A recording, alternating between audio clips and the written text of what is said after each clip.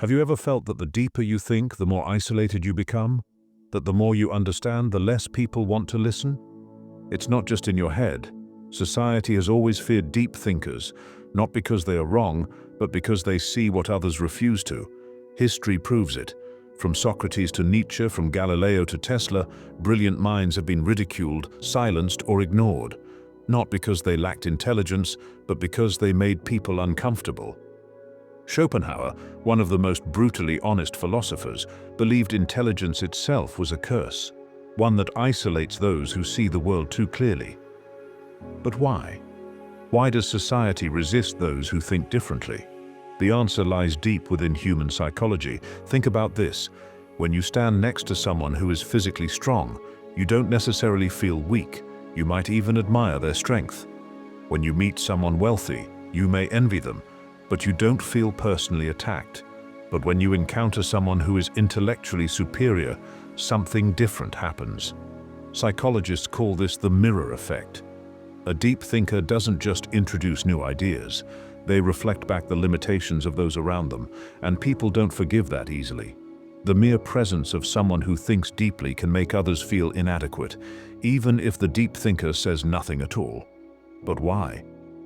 Why does intelligence, more than any other kind of superiority, provoke such discomfort? To understand this, consider how our minds process different forms of superiority. When someone is physically strong, we see them as a leader, a protector. When someone is wealthy, we may admire their success or aspire to something similar. These qualities, strength, wealth, beauty, are external. We recognize them, but they don't necessarily challenge our core self-perception. Intelligence, however, operates differently.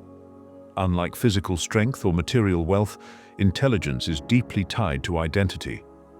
We define ourselves by our thoughts, our beliefs, our understanding of the world.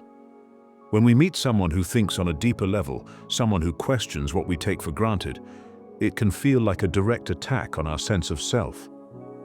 Instead of admiring intelligence, many subconsciously resist it. Not because the deep thinker is arrogant or dismissive, but because their very existence forces others to confront their own limitations. This is why, throughout history, deep thinkers have been pushed to the fringes of society. Their insights don't just challenge ideas, they challenge egos. And human beings, by nature, will do almost anything to protect their ego from discomfort. Take a moment to reflect on your own experiences. Have you ever tried to introduce a deep or complex idea into a casual conversation, only to be met with blank stares or awkward silence? Have you ever noticed how quickly people change the subject when a conversation moves beyond surface-level chatter? This isn't just coincidence, it's a defense mechanism. When people encounter a deep thinker, their minds go into self-preservation mode. Instead of being curious, they resist. Instead of engaging, they dismiss. This is why intellectuals, philosophers, and visionaries often find themselves isolated, not because they seek solitude, but because society pushes them away. Interestingly, studies show that in social settings, confidence is often valued more than intelligence. People are naturally drawn to those who project certainty, even if their ideas are shallow. This is why charismatic yet simplistic thinkers gain more influence than deep thinkers who speak with nuance. History is full of examples: populist leaders, motivational speakers, and viral influencers who thrive by telling people what they want to hear rather than challenging them to think critically. Meanwhile, those who question widely accepted beliefs often struggle to find a broad audience. This is the paradox of intelligence. The more one seeks truth, the more disconnected they become from the majority. But the mirror effect doesn't just expose society's limitations, it reveals why society resists change in the first place. So, the question remains, if intelligence is so threatening, is there scientific proof that people actually fear it? Modern neuroscience says yes. Studies show that when people feel intellectually inferior, their brain's amygdala, the region responsible for fear and threat detection, becomes highly active. In simple terms, deep thinking isn't just intimidating, it triggers a primal survival response, similar to what we feel when facing danger. But why? Why does intelligence activate the same fear circuits as a physical threat? The answer lies in how the human brain evolved. For most of history, survival didn't depend on being the smartest person in the room. It depended on being accepted by the group. Our ancestors thrived in tribes, where social harmony meant safety. To be rejected by the group was to be vulnerable, to face isolation, which often led to death. This is why human brains are wired for social acceptance over intellectual pursuit. When a highly intelligent person enters a social setting, they unknowingly disrupt the tribal balance. Their presence challenges existing ideas, social norms, and group dynamics. The brain perceives this as a threat, triggering its defense mechanisms, not against an enemy, but against a deeper thinker. This is why many deep thinkers feel isolated, not because they lack social skills, but because their intelligence makes them stand out in a world that values fitting in over standing out.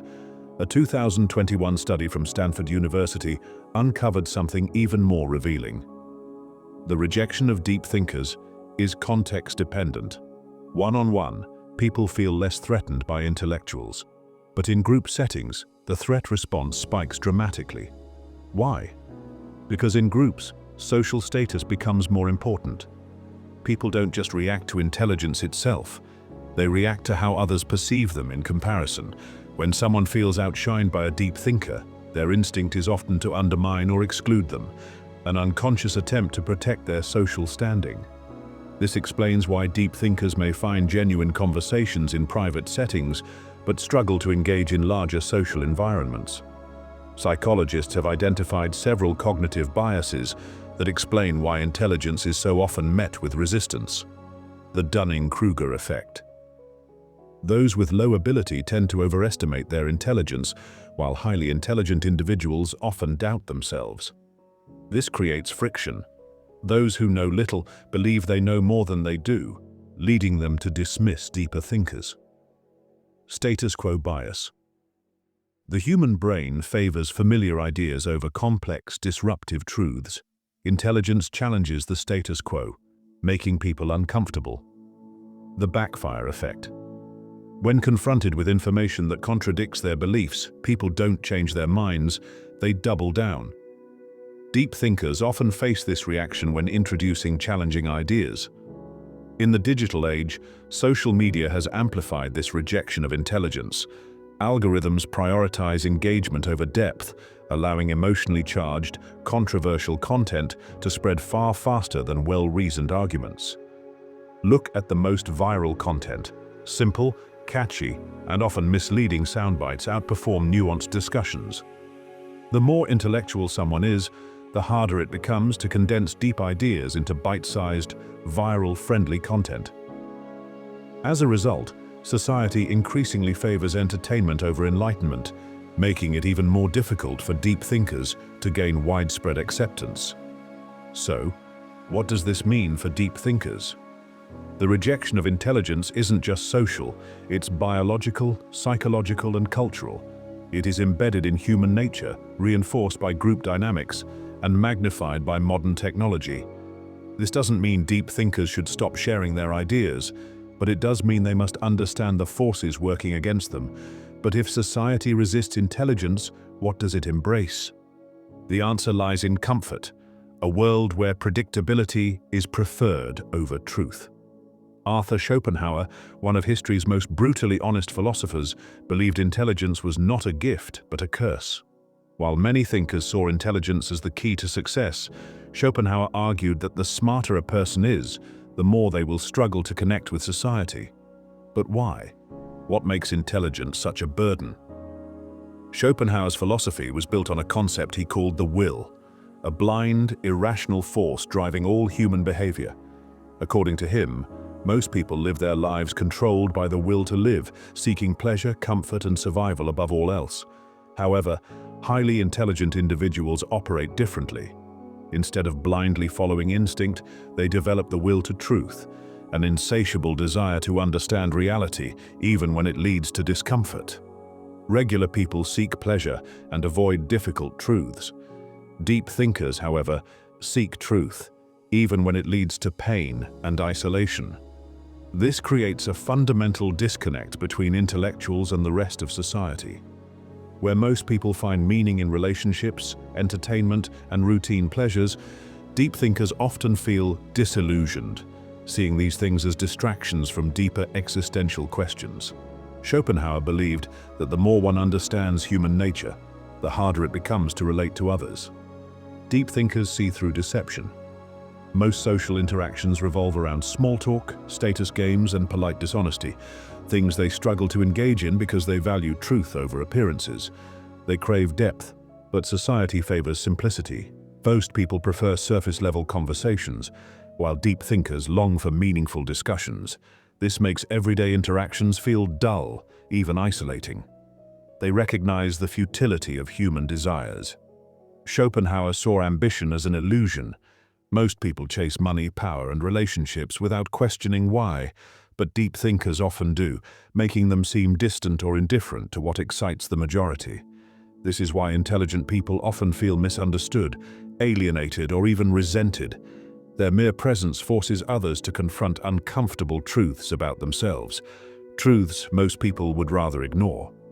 Schopenhauer compared intelligence to a heightened sense of awareness, a blessing that often feels like a curse.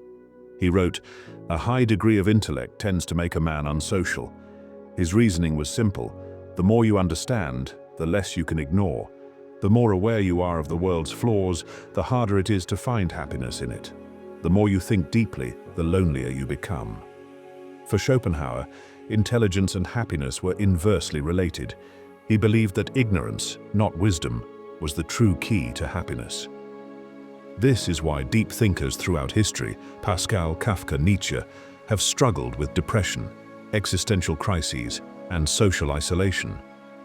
But Schopenhauer didn't just diagnose the problem, he also offered solutions.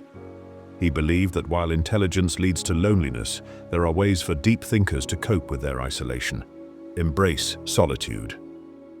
Schopenhauer saw solitude not as a punishment, but a privilege. Instead of seeking validation from society, deep thinkers should use their alone time for intellectual and creative pursuits. Seek like-minded individuals. Rather than trying to fit into mainstream society, he advised intellectuals to find those who think like them, through books, philosophy, or exclusive intellectual circles. Engage with the world wisely. He warned against blindly sharing deep insights with those unready to hear them. Instead, he suggested observing society, learning its patterns, and choosing words carefully. Schopenhauer's teachings serve as a guide for modern deep thinkers struggling with social rejection, reminding them that while intelligence may be isolating, it is also a path to profound understanding. While intelligence may lead to loneliness, it also grants freedom, wisdom, and a deeper understanding of life. Schopenhauer saw intelligence as a double-edged sword, a source of both power and pain. It allows one to see reality with clarity, yet distances them from those who prefer comforting illusions. In the end, his philosophy confirms what many deep thinkers have long suspected. Society doesn't fear intelligence itself. It fears what intelligence reveals. Deep thinkers aren't rejected because they're wrong. They're rejected because they're right too soon. So if you've ever felt alone in your thoughts, know this: you are not broken. You are simply seeing the world as it truly is. But does this mean deep thinkers are doomed to isolation? Or is there a way to navigate society while preserving intellectual depth? The truth is, society isn't built to embrace deep thinkers. It's built to maintain stability. Most people prioritize comfort over truth. That's why shallow conversations, simple ideas, and repetitive content dominate social spaces. But why is comfort prioritized over intellectual depth? Why does society resist change, even when that change leads to progress? The answer lies in human psychology and the institutions that shape our thinking from an early age. At its core, the human brain craves certainty and predictability. Evolution has wired us to avoid mental discomfort, a phenomenon psychologists call cognitive ease. The psychological barriers to deep thinking. Cognitive ease. The brain prefers simple, familiar information because it requires less energy to process. When an idea is complex or unfamiliar, the brain perceives it as difficult, even threatening. System justification. Theory. People instinctively defend the status quo even when it works against them. Instead of questioning outdated beliefs, they rationalize them, because change feels too uncertain. Groupthink. Humans are social creatures. Most would rather conform to widely accepted beliefs than risk rejection by challenging them. This is why intellectual dissent, no matter how truthful, is often met with resistance. This deep psychological preference for comfort over complexity explains why intellectuals, philosophers, and scientists have always struggled to gain mass acceptance, especially in their lifetimes. Just look at today's digital world. Who gets the most attention on social media? Not the intellectuals, but those who can reduce complex ideas into viral feel-good sound bites. Thought-provoking discussions struggle to gain traction because depth takes time. But viral content, it's instant, emotional, and easy to digest. Algorithms prioritize engagement, and nothing engages people more than controversy, outrage, or humor, all of which often sideline rational, intellectual discourse. The digital age, a war on depth echo chambers form, where people are only exposed to ideas that reinforce their existing beliefs, making them resistant to new perspectives. Critical thinkers who challenge the mainstream narrative are often ignored, misunderstood, or outright attacked. But this rejection of deep thinking doesn't start online. It begins in the very institutions that shape our minds. The education system, where intelligence is conditioned out of us. Schools claim to value intelligence, but in reality, they reward obedience over independent thought. Students who memorize and regurgitate information succeed, while those who question, challenge, or think beyond the curriculum are labeled as disruptive. Those who challenge authority are often labeled as troublemakers. The workplace. Intelligence isn't always an asset. The corporate world doesn't reward the most intelligent or innovative employees. It rewards those who fit in, those who maintain the existing power structure rather than disrupt it. Politics, the victory of charisma over truth. In politics, leaders who make bold, logical but unpopular statements often lose to those who simply tell people what they want to hear. This explains why some of history's greatest intellectuals were outcasts during their lifetimes. Their ideas weren't seen as valuable, they were seen as threatening. Society claims to value intelligence, innovation, and critical thinking, but in reality it only celebrates these qualities after they are safe and widely accepted. Intelligence is only celebrated in hindsight. Consider these examples. Galileo was imprisoned for his discoveries, yet today we praise him as a scientific genius. Van Gogh died in poverty, yet now his paintings are worth millions. Nikola Tesla revolutionized energy, yet he lived and died in obscurity. Society does not embrace intelligence when it challenges the norm. It only celebrates it after the threat has passed. So, what can deep thinkers do? If you've ever felt misunderstood for thinking deeply, you're in good company.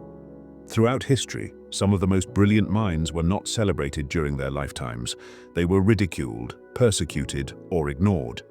Their ideas were seen as dangerous, disruptive, or simply too complex for society to accept at the time.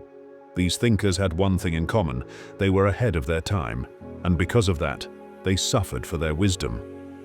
Socrates, the philosopher who died for truth. The father of Western philosophy, Socrates, spent his life questioning commonly held beliefs. He challenged people to think critically, to examine their own ideas, and to embrace logic over blind tradition. But instead of being celebrated for his wisdom, he was put on trial for corrupting the youth and disrespecting the gods. His real crime? Encouraging people to think for themselves. Given the chance to escape, he refused. Instead, he chose to drink poison rather than abandon his principles. His famous last words, "The unexamined life is not worth living." His death sent a clear message. Society fears those who challenge its core beliefs. Galileo, punished for discovering the truth. Galileo's only crime was proving reality. When he discovered that the earth revolves around the sun, he shattered centuries of religious dogma. But those in power, who controlled knowledge, branded him a heretic. Under threat of torture, he was forced to publicly deny his own discoveries. He spent the rest of his life under house arrest. His work, banned for nearly a century, Even the most undeniable truths will be rejected if they threaten the existing power structure. Nietzsche, the philosopher who saw too much. Nietzsche's work was considered too radical, too unsettling. He argued that traditional morality was flawed, that society was built on comforting lies, and that true strength came from creating one's own values. At the time, his ideas were too much for people to handle. He was dismissed as insane. His works were ignored, misinterpreted, or twisted beyond recognition. The fate of visionaries, rejected in the present, revered in the future. Philosophy doesn't exist in isolation. It shapes psychology, literature, and existentialism. Nietzsche's ideas on power, will, and morality now define modern philosophy, proving that society often rejects deep thinkers in their time, only to embrace them later. Nikola Tesla, the Genius Society. Left behind. Tesla was a visionary. He dreamed of free energy for the world, wireless electricity, and technological advancements that could have transformed civilization. But society, more specifically those in power, saw his ideas as a threat. Industrialists like Thomas Edison and J.P. Morgan profited from selling electricity. Tesla's vision of free energy? It was shut down. Despite his genius, he died alone in a small hotel room, forgotten and broke, while others built fortunes using his stolen ideas. His story is a perfect example of how society often rewards businessmen and marketers over true visionaries. Alan Turing, the tragic hero of computing. Alan Turing's brilliance helped end World War II. His code-breaking saved millions of lives. His theories in computing became the foundation of artificial intelligence. And yet, instead of being honored, he was persecuted for his personal life. In 1952, he was chemically castrated for being gay. 2 years later, he took his own life at just 41 years old. Today, we recognize him as a hero, but in his time, society discarded him, despite his extraordinary contributions. Hypatia, the forgotten woman of science. While most historical deep thinkers were men, Hypatia of Alexandria was a rare exception. A philosopher, mathematician, and astronomer, she challenged the male-dominated intellectual world of ancient Rome. She taught scientific reasoning and rational thought, which put her at odds with religious authorities.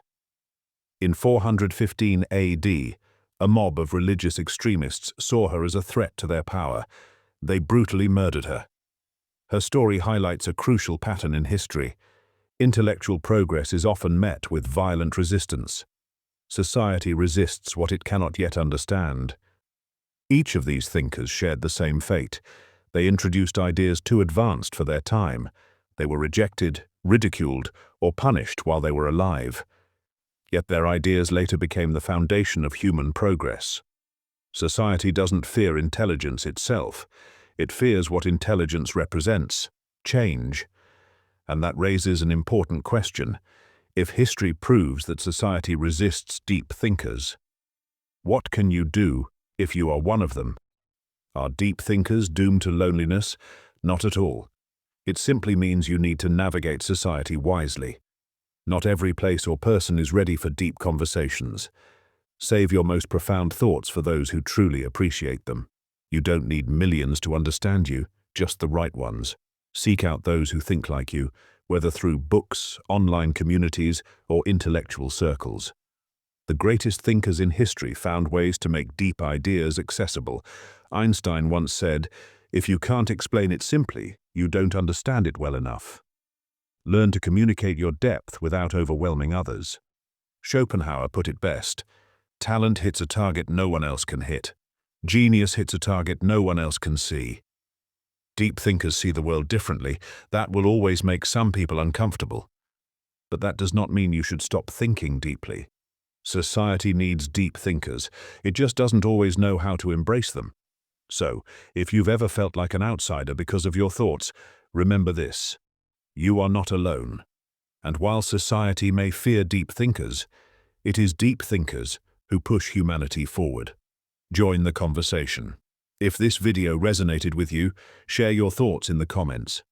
Have you ever faced rejection for thinking deeply? Let's start a conversation. And if you want to explore more insights from history's greatest minds, hit that subscribe button. We're just getting started.